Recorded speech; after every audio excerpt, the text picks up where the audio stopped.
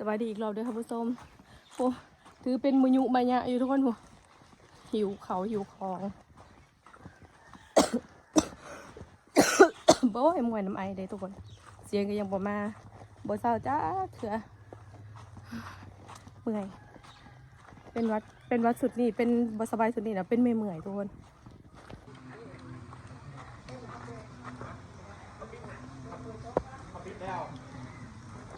อันนี้รังที่หนึ่งเนี่ยเป็นงานเฮือนดีทุกคนรังที่สองตัวหุ่นเป็นงานเฮือนแจกเสียอะไรเหลี่ยกันแต่ละมือ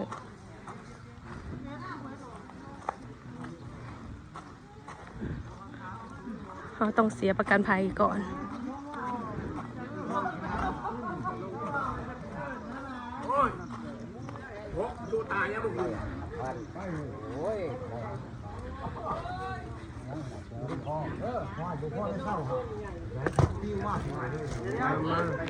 จ่ายค่าประกันภัยแล้วเลยทุกคนจะก็สิเขาไปกินทานก็จะข้างใน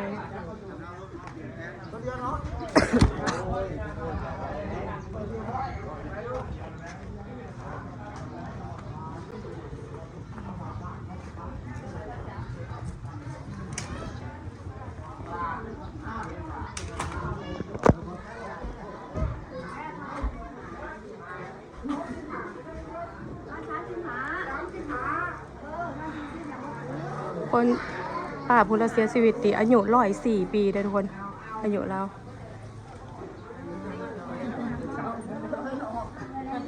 แม่อุ่นโอ้ยอายุเรา104 ปีเด้อเนอะเอ้ยป้าอายุเรา104 ปีบ่104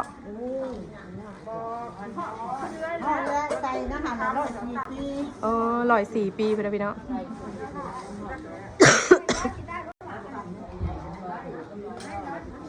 เราเผาแล้ว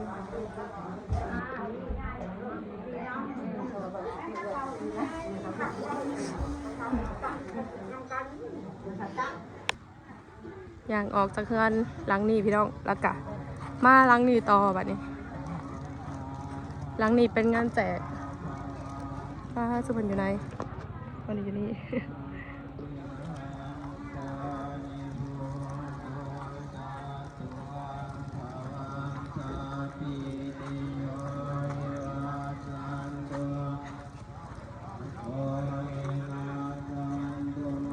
แบ่งกันคนกับแบ่งกันบ้านเดียวกันแบ่งกัน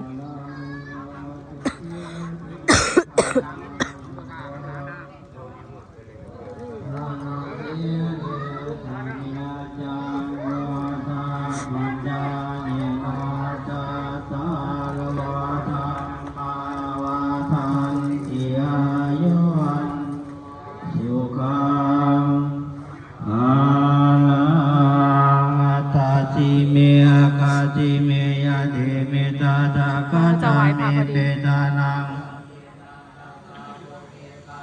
มโนสารังนาหิรุนังวาสุโกอาญาวัญญาปาลิเทวันนานาสังเวตานามาตายา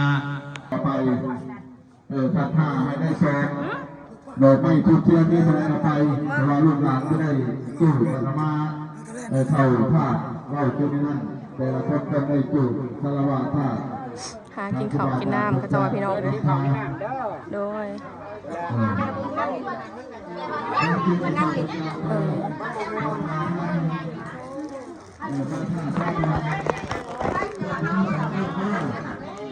จะหากมาบ่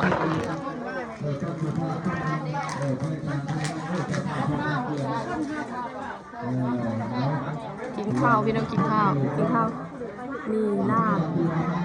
บสุกลาบสบายดีพี่น้องดูจินดาพี่สะพายจากคนเมียของทจอย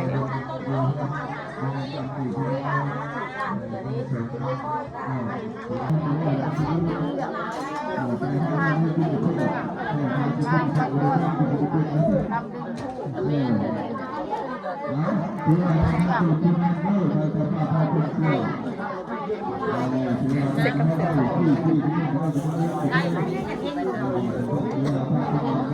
มีตำมะฮุ่งยังเป็นตำมะฮุ่งมีอะไรตำมะฮุ่งมีตำมะฮุ่งอะไร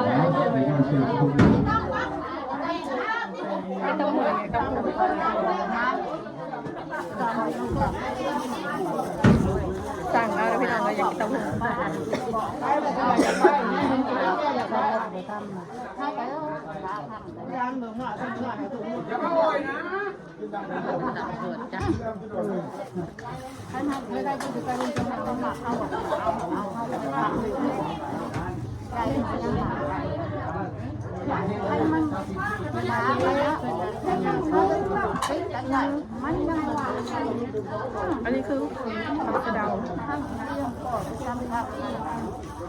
นี่เด้อตำหุงกระทะ เดี๋ยวทำใจ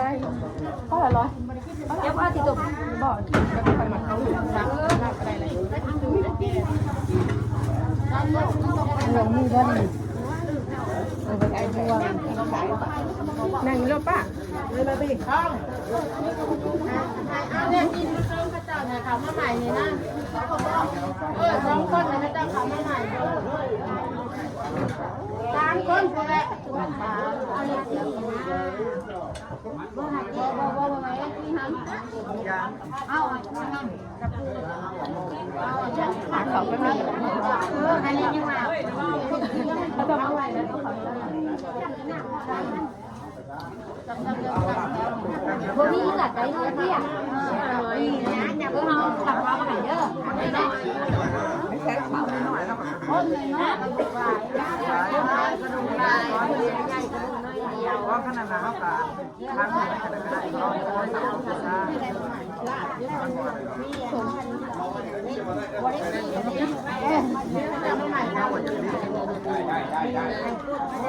เอาไปที่ไหนก็ได้มันก็จะไปว่าให้จับแบบนั้นแบบแล้วเขาก็บอกว่า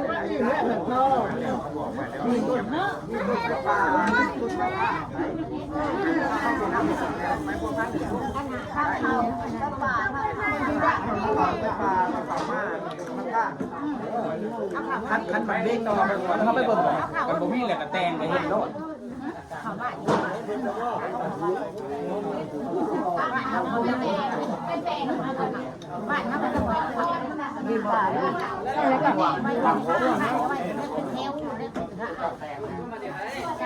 มีบักลายคันอยู่นะคะบักลายคันเยอะบัว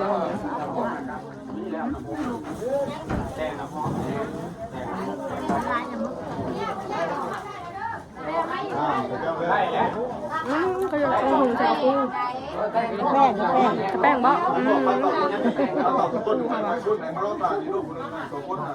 หากระสีดอรีไอมาใหม่ๆไปแล้วม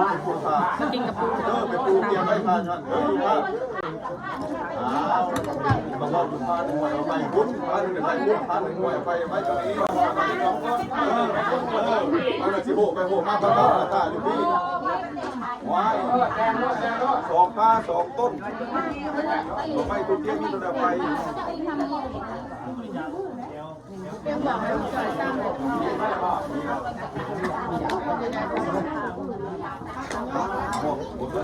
ตัวโถเจ้าบุญโถเดี๋ยวเราจะเป็นผู้ชายโถจะเป็นผู้ว่าถู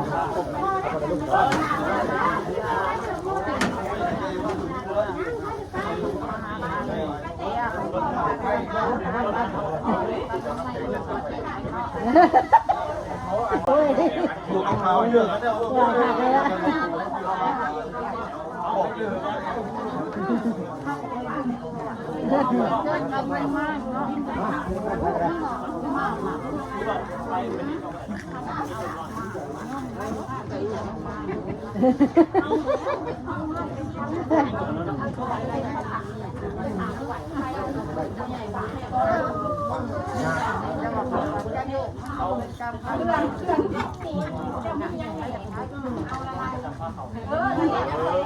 ไปตรงก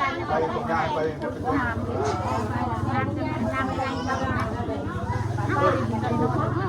มาของเขาเองเลยบ้านเราจะได้ผสมเพิ่มอย่างนี้ไม่ใช่ว่าจะเข้ามาบ้านเราที่ไม่ได้นี่ผ